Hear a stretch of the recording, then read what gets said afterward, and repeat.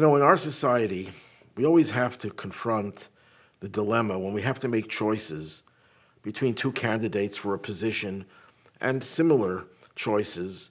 Which is more important? Is it seniority, someone who is there at the job, who's involved in that project for a longer time? Or is it superiority? If someone younger and someone new has superior talent and superior resources, that person, you'd say, should trump the one who has seniority, or perhaps not. Well, this issue seems to have been a debate between God and the angels. Now, let me give you some background. In this week's Torah portion, Parsha Shemini, we have the tragic story of Nadav and Avihu. Nadav and Avihu were the two eldest sons of Aaron, Moses' brother. These were very, very special and holy people. And they, on the day that the temple, the Mishkan, the portable sanctuary in the desert, was dedicated on the 8th day, 7 days of initiation, the 8th day was the major festival that God was going to show that I am in love with my people and I will show them that I have accepted their offering and their dedication to me was embraced by me. So what did God do? God sent a fire from heaven to consume the sacrifices. But at the same time, Nadav and Avihu, Aaron's two eldest sons, brought an unauthorized offering. And as a punishment, a fire descended from heaven and entered their bodies and killed them. This was a major, major tragedy because these were very, very great people, Nadav and Avihu. Well, there's a midrash. Midrash is a collection of rabbinic teachings, but there's a certain genre of midrash that gives you some very cryptic statements, enigmatic statements that on the surface don't really make any sense, and they're disjointed, disconnected sentences, but they were written deliberately in that type of a code as a riddle to get us to probe more deeply into the subject. And this is what this midrash says about this event. When the fire entered the nostrils of Nadav and Avihu, the midrash says, the angels, the ministering angels, said to God, "Why did you split the sea for Israel?"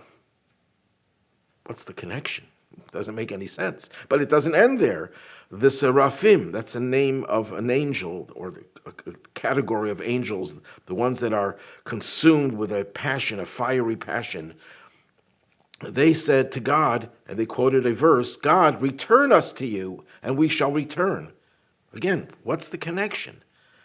And then it says, and some of the angels say, Baruch Shem Kavod Malchuto L'Olam Va'ed. Blessed be the name of his glorious kingdom forever and ever. 3 parts to this midrash that are totally disconnected from one another. The first one says that when the fire entered their nostrils, the ministering angels complained, "Why did you split the sea for Israel?" What's the connection? The next category of angels, the seraphim, said, return us to you, and we will return. And the third group of angels just said the words, "Blessed be the name of his glorious kingdom forever." To decipher this midrash, a 19th century Sephardic rabbi, Rabbi Avraham Pelagi, a Turkish rabbi, gives a very ingenious interpretation. What I'm going to try to present is what he says and add some more Hasidic depth to it. He says there's always a question, which trumps which? As I mentioned at the outset, is it seniority or is it superiority? And this is what the dilemma was between Moses and Nadav and Avihu. Moses and Aaron on one side, Nadav and Avihu on the other side. Moses and Aaron, of course, were older. Aaron was the father, and Moses was the uncle. They had seniority. But Nadav and Avihu were superior, spiritually superior to Moses and Aaron. Moses said so much when he tried to console his brother at the loss of his 2 sons. He said, I knew God was going to sanctify himself again with those who are the closest to him. They are greater than us. They are holier than us.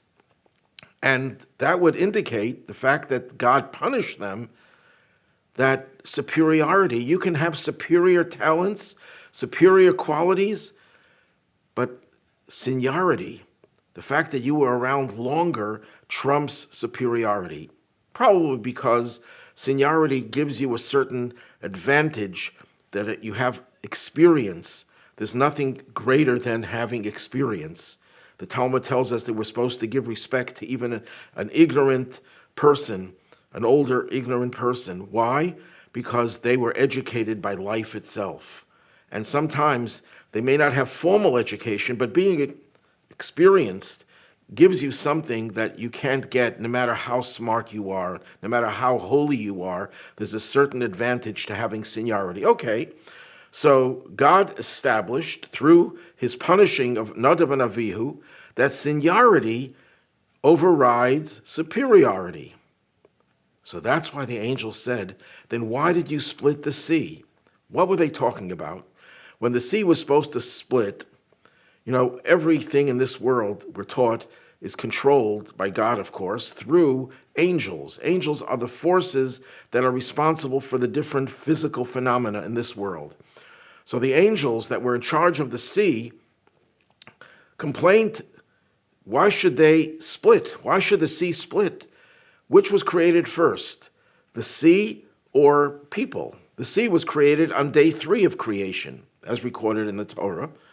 Humanity, Adam and Eve, were created on the 6th day. So if seniority trumps superiority, then who was created first? The angels were created first, because the angels were created on the 2nd day of creation. The sea, likewise, was created on the 3rd day of creation, and human beings were created on the 6th day. So why should the sea, which is superior, have to divide and part and go against its divine mission, a nature to be a flowing entity? Why should it change and upset and disrupt what it is for the sake of something that is junior? If we say superiority trumps seniority, then of course humanity could say we're superior to the sea. But if seniority trumps superiority, then the sea comes first. That was their argument. And the other angels, the seraphim, they had another argument. What was their argument? When God came to give the Torah to the Jewish people, to Moses, through him to the Jewish people, the angels complained to God, why are you giving the Torah to mortals? Give your glory in heaven. We are superior. And God said, no, I'm going to give it to mortals. So why? The angels were created before humanity, as I mentioned before, and therefore the angels have seniority. So therefore the angels were arguing, we have seniority, and if you showed us by virtue of your punishment of Nadav and Avihu, although they were superior to Moses and Aaron, but Moses and Aaron were the ones who prevailed because they were senior, then the angels should be the ones to get the Torah. That was the second complaint. And the third complaint, that's why they said, return us, O God, to you. Return us, meaning we want to go back to the time when the Torah was given, and we will be the one to receive the Torah. We will return to that moment and to that experience of getting the Torah. And then a third group of angels said, blessed be the name of your glorious kingdom forever and ever. What does that refer to? When Moses was on Mount Sinai, Moses heard the angels praising God with that very phrase, blessed be the name of his glorious kingdom forever and ever. When Moses heard that, he was so impressed with the beauty, the depth, the holiness, the sanctity of that prayer that he taught it to the Jewish people. But because he appropriated it from the angels, I guess he didn't ask him for permission, it was copyrighted in heaven, he told the people, when you say the Shema, the most important Jewish prayer, add that phrase, that sentence in the Shema, but don't say it out loud. Say it quietly, because I don't want to arouse the jealousy and the anger of the angels. They'll hear the people saying it. They'll say, 1 second, that's not for you, that's ours. It's enough that you took the Torah from us, now you're taking our prayers as well. So we say it quietly in an undertone. And that's why, by the way, on Yom Kippur, we say it out loud. Because on Yom Kippur, we're not humans anymore. We're angels. We don't eat, we don't drink, we don't engage in all sorts of pleasurable physical activities. We're dressed in white, which is symbolically the clothing of the angels. We're pure. Well, the angels aren't jealous because we look like angels. But any other time, we have to do it quietly. So the angel says, 1 second, by virtue of you doing it quietly, you're admitting that you are inferior to us, that we take precedence over you. And that's obviously because we have seniority. So God, if seniority trumps everything else, then why did you split the sea? Because the sea has seniority over humanity. And why did you give the Torah to the Jewish people? After all, we are senior. So there's no answer. The Midrash doesn't provide the answer. But that's a good challenge. But the answer really is that the truth is that not only are we superior to angels because we have a deeper and more holy soul, a divine soul. It says we were created with God's breath. Angels were created with God's speech. The breath which comes from inside of you is deeper than the breath that comes out when you speak. But not only do we have this superiority over the angels because we are holier than them, we also take precedence. How could that be? The angels were created before. So Hasidic thought explains, and he uses an analogy. You build a house. You want to build a house, a new house. So there's a system how you build it. First you lay the foundation, then you build the structure. Then obviously the foundation comes before the structure. The structure comes before the interior. The interior comes before the furniture or the decorations. There's a certain system and a hierarchy, you could say, of what comes first. But the truth of the matter is, what's really first is that which comes at the end. Because in the process of building something, or any project that you engage in, there's also thought. The first thought that enters your mind that you want a house, what are you imagining in your thought? You're imagining a foundation? Are you imagining a skeleton of a building? Do you imagine a unfinished building? No. The first thing in your thought is the finished product. You're thinking about a beautiful mansion with all the decorations, with all the furniture in it, so that you could live in that mansion comfortably, luxuriously. That is the first thought you have.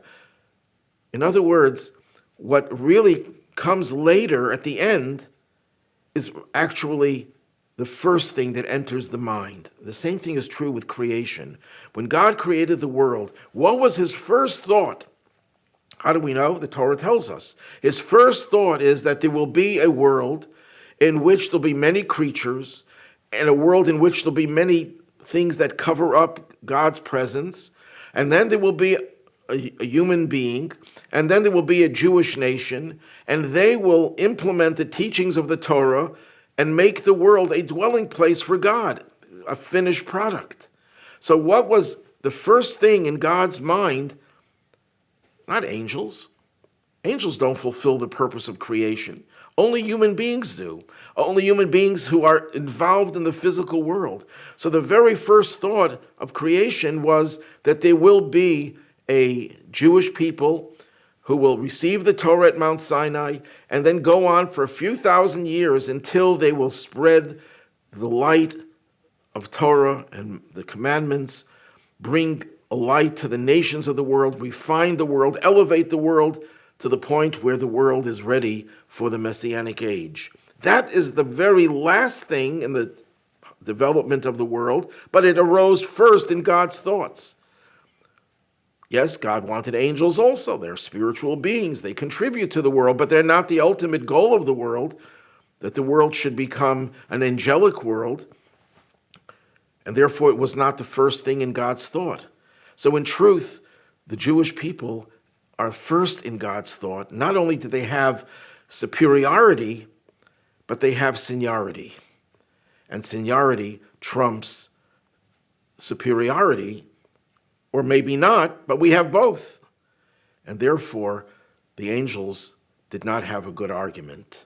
And God says, I am going to split the sea for these people because they are the first in my thoughts. I'm going to give them the Torah because they are the ones who came first in my thoughts, and the way that they're going to fulfill their purpose is through the Torah. And that's also the reason why God chose Moses and Aaron over Nadav and Avihu. Yes, they were superior, but in what way were they superior? They had such a passion for God that they were prepared to give their souls away to God. And their souls just left their bodies because they were so consumed with the passion. That's a very noble and high level, you could say, but it's not the purpose of creation. God didn't create the world and choose the Jewish people and give them the Torah that they should die in the process of observing the Torah. Yes, there are times when a Jew has to suffer martyrdom, but those are exceptional cases. But on the dedication of the Mishkan symbolized, not just symbolized, but manifested God dwelling in his home, and it represents the ultimate goal of creation. What they did was not consistent with that goal. It wasn't consistent with the first thought of God. The first thought of God was to build a world in which you transform the physical into divine by fulfilling the commandments within the physical world, not leaving the world. So in short, they were not in touch with the first thought of God and with the ultimate goal. And that's why God chose Moses and Aaron over Nadav and Avihu, though they were more spiritually potent, but that's not connected to the first thought of God.